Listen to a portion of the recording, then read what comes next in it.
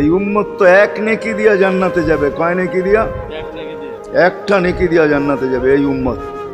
অন্য উম্মতের কথা জানি না আমি, এই উম্মত এক নেকি দিয়া জান্নাতে যাবে। নবীর একটা আদর্শের কারণে জান্নাতে যাবে। সিরত মানি আদর্শ, আর এটা আমরা কদমে কদমে মুহতাজ।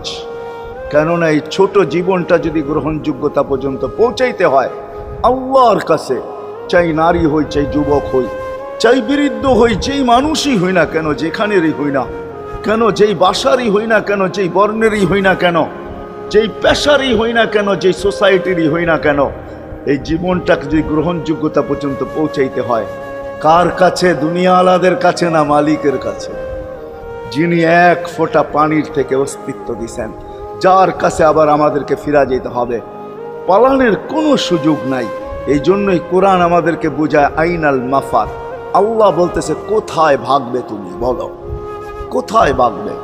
কবির কথাই সত্য, যদিও নাকি পালাও তুমি আকাশেতে লাগিয়ে সিঁড়ি, সিঁড়ি লাগাও যদি আকাশে চলে যাও, তো আল্লাহ বলে তোমার বাগার কোনো সুযোগ নাই।